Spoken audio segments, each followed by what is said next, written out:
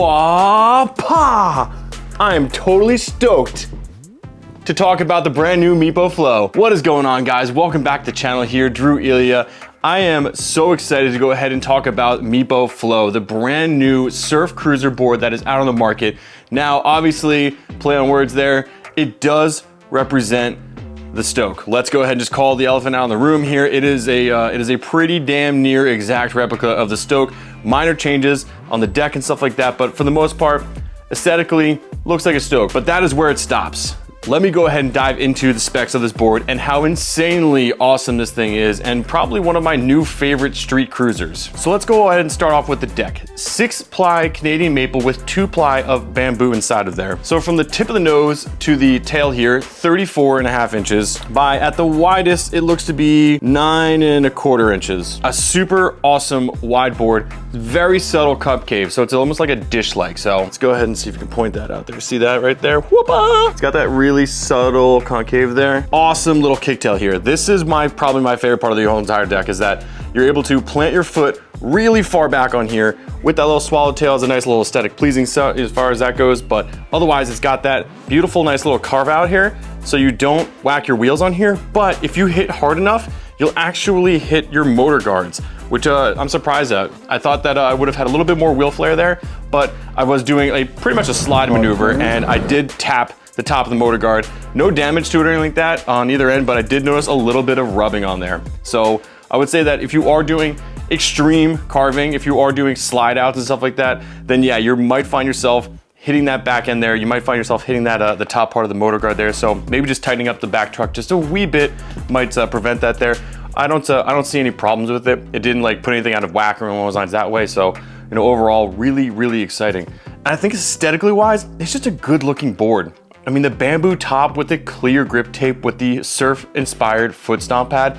I have one of these on my surfboard, so it's very reminiscent of what I love to feel when I'm out in the water there. And the clear grip tape, the almost like liquid flow grip tape that they got on here. It's nice and gritty.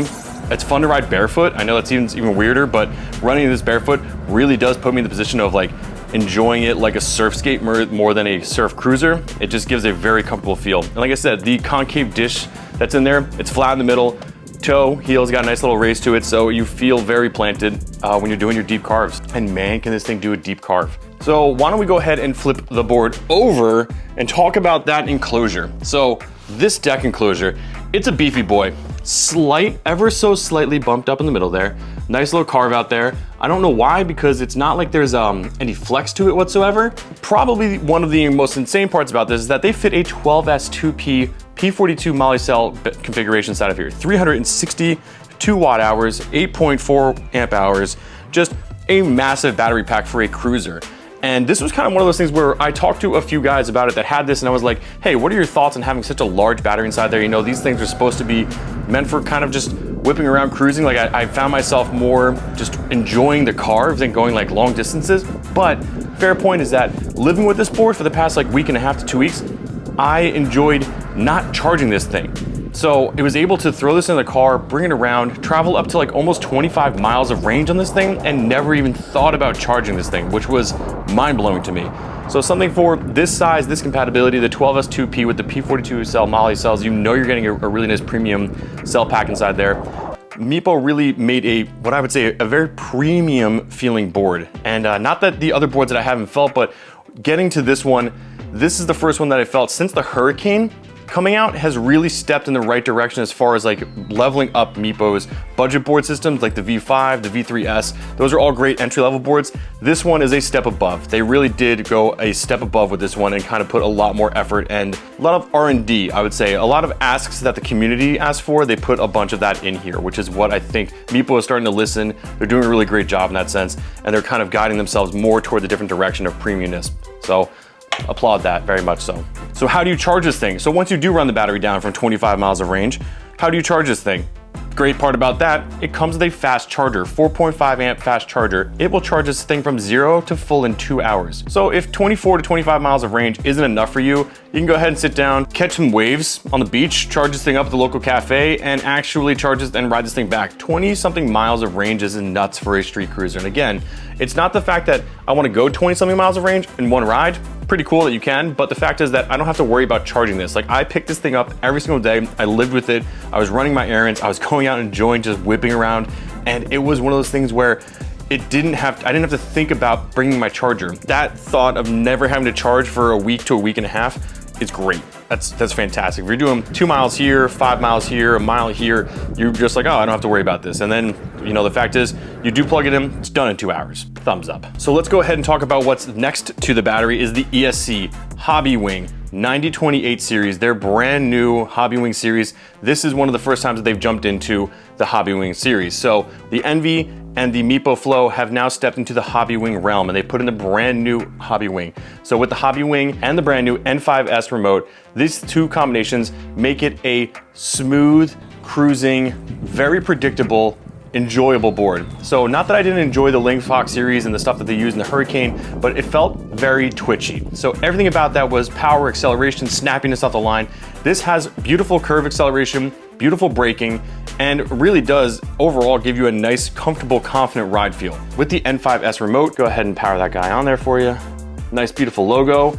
Does have standby mode. That's a really cool feature that obviously the Hobby Wings have. So if you've turned this on within the past like 24 to 48 hours, I believe, it does turn right back on with the board. So you don't have to worry about bending down, turn this thing on. It doesn't have kick to push start. So you gotta, remember that if you do have this thing sitting there for maybe 2 or 3 days longer than that, you may have to go ahead and hit that button down below. But overall, like I said, I was using this board almost every day, so I never had to do that. It's just one of those really cool features.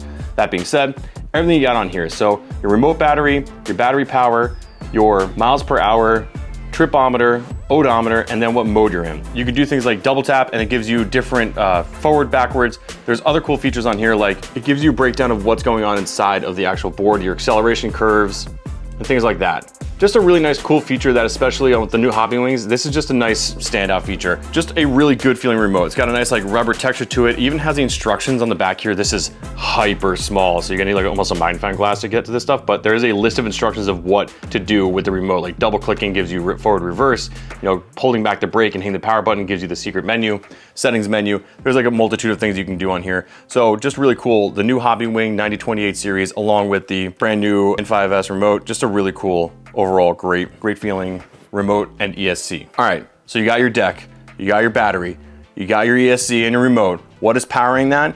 2,519 watts of power each motor. This thing rips. So let me go ahead and dial this back. As much as I think this is an awesome street carving board, I think it's meant for that. It's supposed to be the wah-pah of this summer. Wah-pah. Yeah, buddy. But this thing can still hit 32 miles an hour at full speed. Now, double kingpin, obviously people always have like, you can't ride double kingpin at high speeds. Correct bushing setups give you the option to do a multitude of different things. This board is dialed in, it's very tight. So the 100A bushings that are on this thing, powered by those incredibly fast belt drive motors, this thing rips up to 32 miles an hour. I got it up to 30 miles an hour with no problem. It was one of those things where, do I constantly want to ride at 32 miles an hour? No, but the fact is I can go ahead and put in gear mode 4 and rip it, it's there. It gives you the option. It's one of those things where, yes, if you're using this as a commuter board or a street cruiser board, or maybe you're in an urban city and you're like, I need to get from point A to point B fast, you have that option on there. You may want to go ahead and crank down those bushings. I haven't adjusted anything. I've literally took it out of the box and it's been absolutely fantastic.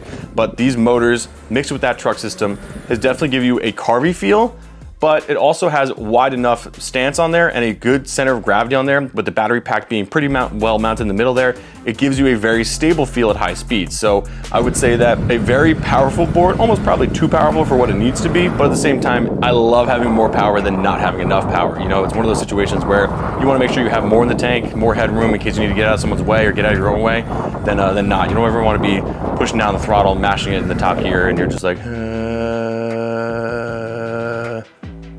Fantastic option, really powerful motors, great sound to them, not whining or anything like that. It just gives you a nice, smooth belt drive sound. On top of that, I would say, let's talk about the Meepo Cyclone 105s, or as I also call them, the knockoffs of the boosted the boosted wheels slash Mad 105 wheels. I am a huge fan of Mad 105s, one of my favorite street wheels. Meepo has gone ahead and made their own clone of it. It's a great wheel. I mean, they nailed it. It's got a nice curved edge to it. It's got insane amount of grip. There's no real sliding per se on there. I really had to push it hard to kind of kick this thing out sideways. I imagine that if you put, Kuguamas on there, maybe even boas, like the 100mm boas on here, you really could be pushing this thing around, sliding this thing around. It's a lot of fun. I would say that the more the noise you're getting from is the road noise from the wheels.